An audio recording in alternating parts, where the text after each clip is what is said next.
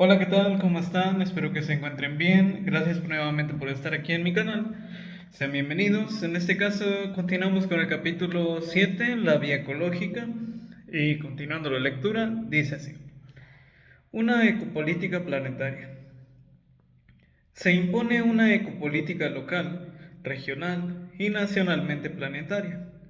También debe de ser global.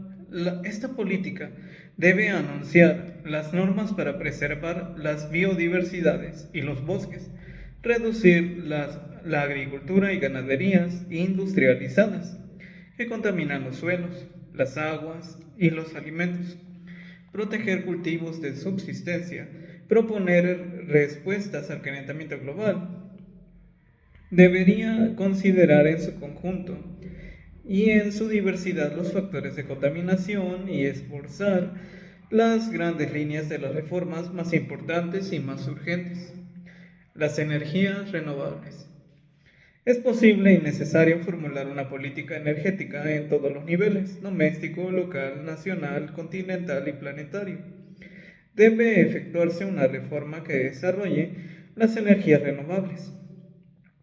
Estas deberían considerarse cada una en su especificidad propia, pero también un conjunto dentro del cual habría que asociar y combinar las medidas de lo posible. La hidráulica, no solo embalses, sino las vueltas a los molinos del agua, según nuevos modelos, micro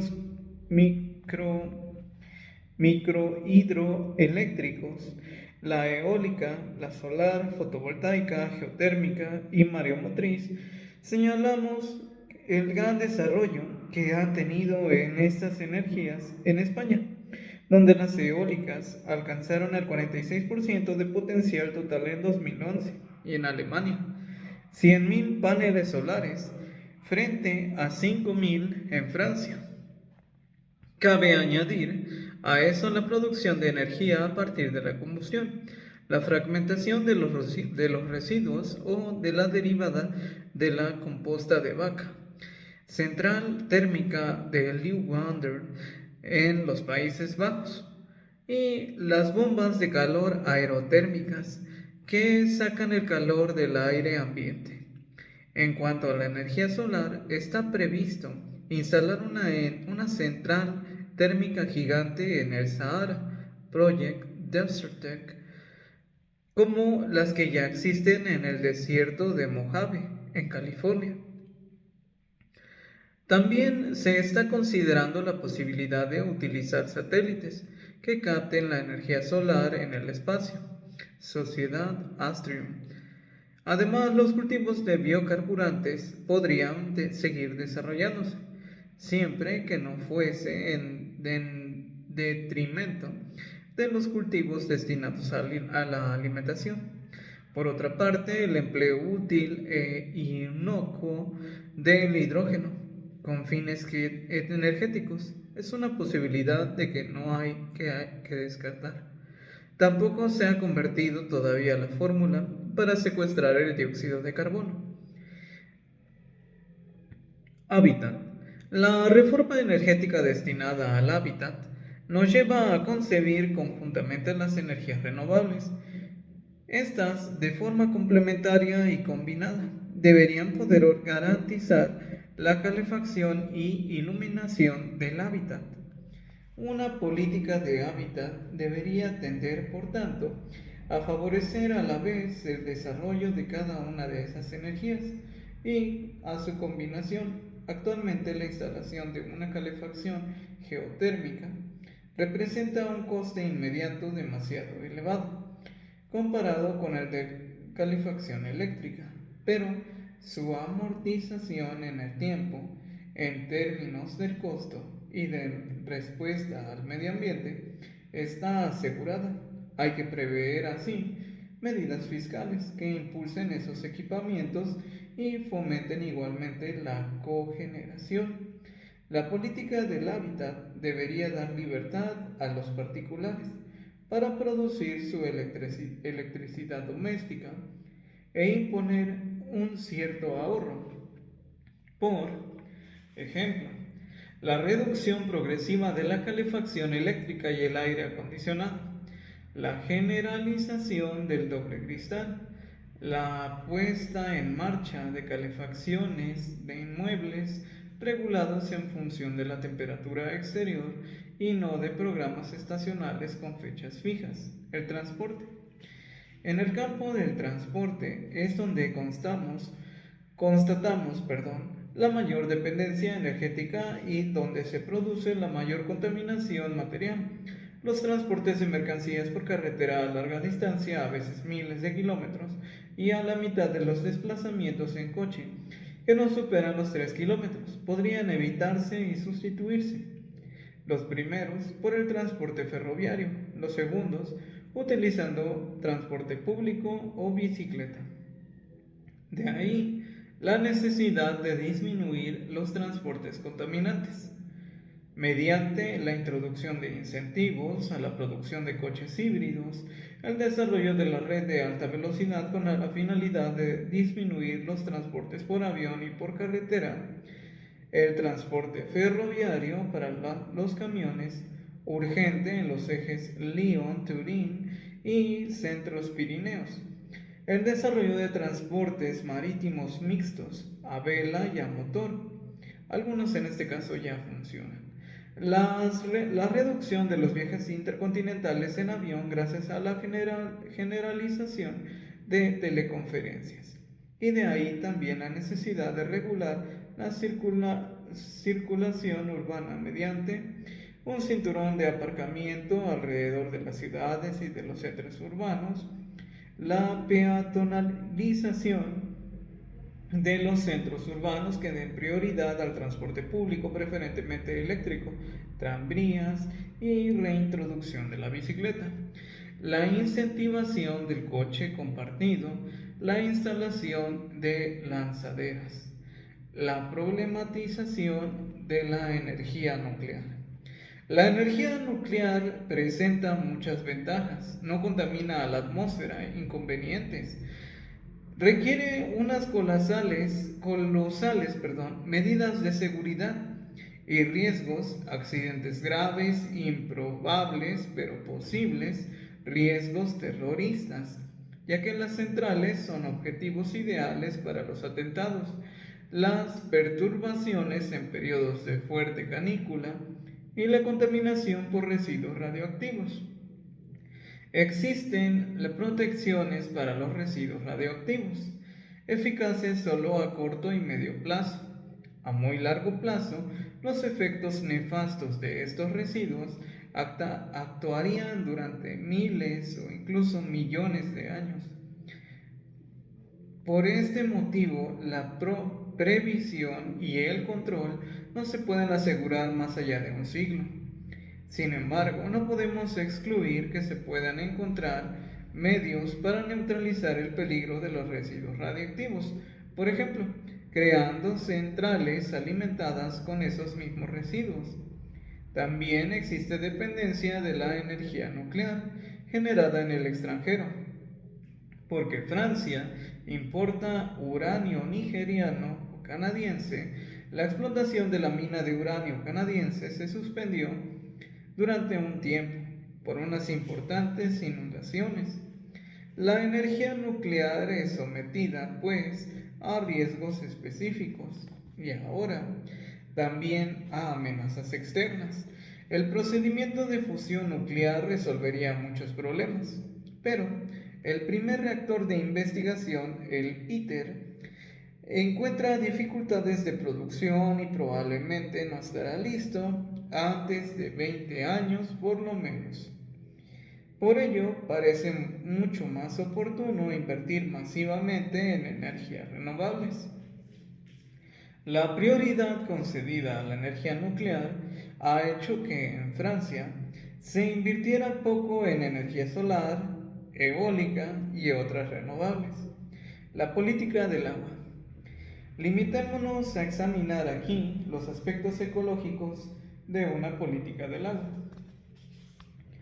Con el suministro de agua en las casas, el agua, un antiguo bien común a la disposición de todos, se ha convertido en un bien de pago y en un bien mercantil costoso con el desarrollo de agua potable embotellada, el uso masivo de agua en la agricultura industrializada, la contaminación de las capas freáticas por la deyacción de la ganadería industrializada y la contaminación de los ríos, lagos y mares por las basuras y residuos nocivos urbanos e industriales transforman el bien más abundante en un bien cada vez más escaso. Finalmente, en las regiones del mundo que sufren sequías endémicas y en aquellas donde se prevé que el cambio climático convierta el agua en un bien crucial para las naciones, el empeoramiento de las condiciones de abastecimiento y la multiplicación de los antagonismos entre los países hacen presagiar eventuales guerras del agua. Por otra parte, el fitoplancton, elemento básico de la cadena trófica, disminuye dramáticamente en los océanos, cada vez más contaminados y sometidos a la sobrepesca. Los problemas de la sociedad. La ecología nos plantea directamente problemas energéticos de orden técnico y económico e indirectamente problemas de transporte y de hábitat. Nos lleva, por lo tanto, a considerar problemas sociales clave. La sociedad es un complejo, en el sentido de la palabra latina, complex, que significa lo que está entretejido. Si seguimos los hilos energéticos llegamos al complejo que forma el conjunto. Dicho complejo comprende la producción, el consumo, la sociedad, el campo y correlativamente los comportamientos y la finalidad individualista, que marcan nuestros hábitos, modo y estilo de vida. En otras palabras, nuestra existencia cotidiana personal debemos, pues, situarla en el siguiente ejemplo: economía, ecología, sociedad, civilización, política. Hablar de complejo significa que debemos considerar los datos particulares en relación al conjunto del cual forman parte y también considerar el conjunto en relación a las partes. Ese complejo comporta problemas que son propios de nuestra civilización, caracterizado por el desarrollo interrumpido de su idiosincrasia técnico-económica industrial, que implica un crecimiento continuo de las necesidades, producciones y consumo, especialmente energéticos. Tan solo estamos empezando a tomar conciencia de ese consumo. Es un despilfarro que provoca deterioros y escasez. Es preciso llegar lo antes posible a la conclusión de esta situación. Requiere aportaciones novedosas y reforma en todos los campos. En efecto, más allá de un determinado umbral, modificar nuestros comportamientos energéticos implica modificar nuestro estilo y modo de vida, tanto en el transporte como en el hábitat, el consumo o la vida urbana. Ciudad-campo. El problema de la ciudad ya se ha abordado desde el punto de vista de los transportes y el hábitat. Lo volveremos a tratar en un capítulo específico. Lo que se estudia en este apartado del problema de la megalópolis, donde la ciudad como tal ya se ve asfixiada en un área metropolitana informe. Ya hemos hablado de una política de desobstrucción mediante la peatonalización y el desarrollo de transportes públicos no contaminantes en los centros urbanos. Cabe añadir que es posible considerar una desmegapolización en beneficio de las ciudades medias y también la repoblación de los pueblos y las aldeas. Los pueblos moribundos pueden revitalizarse mediante la reincorporación de jóvenes y el desarrollo del teletrabajo. Se pone de manifiesto el problema doble y correlativo de la humanización de las ciudades y la revitalización del campo, que requiere una política de civilización. La tendencia a la concentración económica, administrativa, escolar y sanitaria inspirada por motivos puramente cuantitativos debería invertirse. Cada pueblo debería tener una tienda, panadería, café y una oficina polivalente de conexión postal y bancaria. La excesiva centralización hospitalaria podría corregirse creando células médicas ambulantes y pequeñas unidades de atención sanitaria local.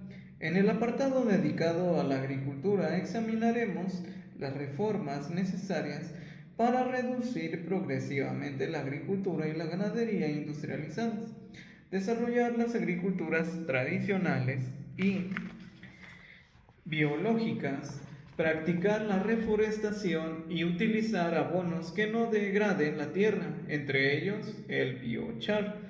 La naturaleza, toda política de preservación de la naturaleza necesita reformas agrícolas que reduzcan la agricultura, la ganadería industrializada.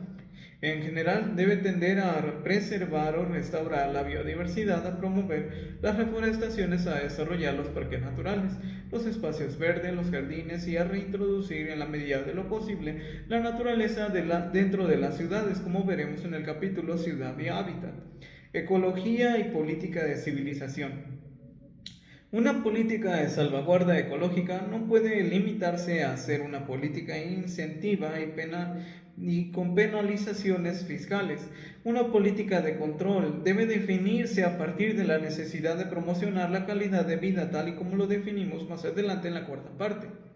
Debería ser una política en la cual la restricción sería un sinónimo de temperancia y no de calidad, no de privación ni de carencia. Compartiría una acción perseverante contra las intoxicaciones de la civilización y el derroche a favor del reciclado y la promoción de lo cualitativo frente a lo cuantitativo. Semejante política, que iría más allá del ahorro y de la reordenación, compartiría la reorientación y la reorganización de todos los sectores de la vida social e individual.